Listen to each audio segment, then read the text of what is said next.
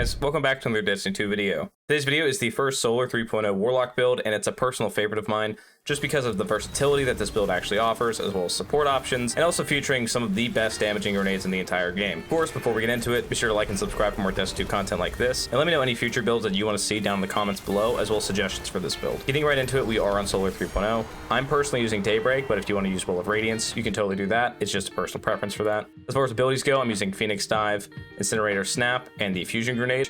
And as far as aspects go, I'm using Touch of Flame and Heat Rises. Touch of Flame is essentially just boosting our grenade. With our Fusion Grenade, it now explodes twice, basically doubling the damage. And for Heat Rises, whenever we consume our grenade and actually activate Heat Rises, we get a burst of healing around us, and our final blows while airborne increase the duration of Heat Rises all the way up to 30 seconds, and it grants us melee energy. I'm also using Ember of Benevolence, which is now fixed. Basically, anytime we apply Restoration, Cure, or Radiant to an ally, it gives us increased ability regen. Ember of Empyrean, which allows solar weapon or ability final blows to extend our Radiant and Restoration timers. Ember of Searing, which allows Scorch targets to grant melee energy back, and considering that our melee will scorch targets initially upon impact, this is a great way to just chain melee energy back constantly, which is again applying radiant buffs. And also Ember of Torches, which whenever we then use our powered melee against enemies, it makes us radiant. So you can already see a lot of the ability synergy basically built into the class, but let's get into the exotics and the mods for the day. Up first is our helmet and our exotic today, which is Verity's Brow. In short, how Verity's Brow actually works is whenever we get weapon blows that match our subclass type, in this case solar weapon blows, it gives us stacks of death throws, which provide us a grenade damage bonus and also give us grenade energy. And whenever we have death throws and we actually throw our grenade, my allies get increased grenade regeneration as well. As far as our mods go, I'm using Firepower, which whenever we're charged with light, whenever we throw our grenade, we consume one stack and get about 20 to 25% of our grenade energy back. I'm also using Harmonic Siphon, just so any solar weapon final blows we do get can spawn Orbs of Power, and Ashes to Assets, just so we get bonus super energy on grenade kills. To our gauntlets for today, the first mod is Font of Might. Basically, whenever we pick up a solar elemental well, we will get a 25% weapon damage buff on top of all of our solar weapon damage. Now, it's actually really important to note that this does actually stack with Radiant, meaning that we're going to get the 25% buff from Radiant that just intrinsically comes from hitting enemies with our melee ability, and then we're also stacking that on top with Font of Might, which is an additional 25% weapon damage buff. So our damage actually gets pretty crazy for all of our solar weapons, and depending on which exotic you use as well, it can really synergize well with this build in a number of ways. I'm also using 2 stacks of Impact Induction just because we're going to get our melee back so often, especially when we have Heat Rises active and are in the air. Not only will spamming our melee ability keep up that Radiant buff then, as well as applying Scorch stacks and auto-regenning, but it then specs into our grenade and gets us our grenade back even faster. Onto our chest piece, our first mod is Heavy-Handed. Whenever we're charged with light, we get 50% of our melee energy back every time we use our melee ability at the cost of 1 stack of charged with light. And then again, I'm just using Armor of the Dying Star and then an arc resistance just to get a 25% resistance to arc, solar, and void damage. Onto our boots is Elemental Armaments. Basically, anytime that we get a combatant weapon final blow that matches our subclass, in this case solar, we have an escalating chance that it'll spawn an elemental well after a few kills. I'm combining this with Absolution, which reduces all of our ability cooldowns each time we pick up an Orb of Power. Invigoration, which specifically reduces our melee cooldown each time we pick up an Orb of Power, and then Discipline mod, just because I want to get our grenade back as fast as possible. Onto our mark, our first mod is Elemental Charge, which allows us to get 2 stacks of Charge with Light every time we pick up a solar elemental well, which we're going to be getting quite a lot of, even though we only have really one true way to spawn solar elemental wells. And then as far as the other mods go, I'm going to give you 2 options here.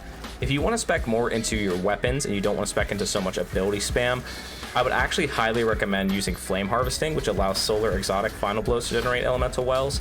And if you want to swap out the elemental armaments on your boots for melee wellmaker, for example, you could totally spec into this and use something more offensively based. I'm however using Classy Restoration just because of the restoration effects, and with us getting so many ability and just solar weapon kills in general, once we apply this once with our Phoenix Dive, we basically always have it along with Radiant. And it's a really nice quality of life that makes up for the fact that we don't technically have a well.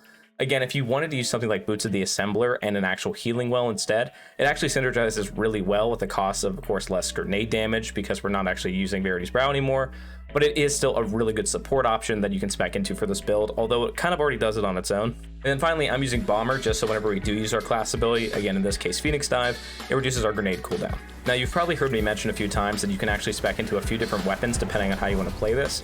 I'm going to give you my recommendation first just because of how I feel the best way to play this is, and it's a very customizable build, so again if you want to swap something out to benefit your playstyle, go right ahead. Our exotic for today and the one I recommend is Traveler's Chosen. So Traveler's Chosen just has absolutely incredible synergy with this build, and I can actually break down all the options for you real quick. Essentially, when we consume or use our grenade, it'll turn this into a solar weapon using osmosis, and then if we actually proc heat rises by consuming our grenade, when we're in the air getting kills with this weapon, we'll auto reproc our melee abilities as well as keep heat rises duration up. This can also spawn elemental wells using elemental armaments with this, and this then benefits from picking up those elemental wells by using Font of Might. This also then can benefit from Radiant, because again, this is auto-reprocking our melee abilities in general. And by consuming stacks of Gathering Light, which we can then get just by killing adds, we can basically get any of our abilities back at any single time. And on top of that, it also works with Death Throes, with Verity's Brow, and is one of the best exotic picks for this build. Overall, if you're looking to invest in the ability spam side, I highly recommend this. The other exotic I recommend is Sunshot, just because it is one of the best add clear exotics in the entire game, and a personal favorite of mine. However, I'm just personally speccing more into the ability spam side rather than just the pure weapon damage side. However, combining Sunshot with something like Flame Harvesting in place of Classy Restoration is one of the best ways to just auto spawn wells all the time, and it makes it an absolutely incredible add clear weapon, as it basically double stacks with elemental armaments. A few other weapons I can definitely recommend will be Tarba, just because the thing absolutely shreds in terms of add clear, the Warlock Healing Glaive, but pretty much any solar exotic works really well with this. Again, if you want to swap out Classy Restoration and just have more elemental wells spawning in, you can totally do that as well. This build is super customizable, and again, if you want to focus on more of a support option and use something like Boots of the Assembler, you can totally do that. If you want to focus on more of a weapon option and use something like Mantle of Battle Harmony, you can do that too. As far as my other two weapons, I'm using the 7th Seraph Shotgun and the Hezen Vengeance. In my opinion, pretty much anything with Demolitionist or Adrenaline Junkie works really well with this build. I can also recommend the Explosive Personality just for the auto-loading aspect of it. It's really nice, especially when you're in the air. There's not a lot of aiming you have to do. You kind of just shoot the weapon. It's wave frame, so it'll just travel along the ground and hit a bunch of adds. But again, whatever fits your playstyle best is the weapon for you. Again, I'm just using Traveler's Chosen because it literally synergizes with every single aspect of this build, and is one of my favorite exotics for ability-based PvE builds in the first place. But that's pretty much it for the build today, guys. Let me know what you thought of it down below. Again, this is one of my personal favorites just because of our ability spam with this build, as well as our weapon proficiency, just because we're constantly having 2 weapon buffs going at the exact same time. Plus, with our fusion grenades doing double damage from Touch of Flame, essentially, and combining that with Verity's Brow, gives us one of the best DPS options just by having our grenade. Gives us one of the best DPS options with our grenade, and this whole build supports getting all of our abilities, especially our grenade, back as fast as we can. But again, if you want to swap out Verity's Brow and use something more support-based like Boots of the Assembler, it intrinsically works the exact same. You would just have to swap Phoenix Dive for an actual healing well. Or if you want to use something like Mantle of Battle Harmony and then have that exotic then stack on damaging effects on top of everything, you totally could as well.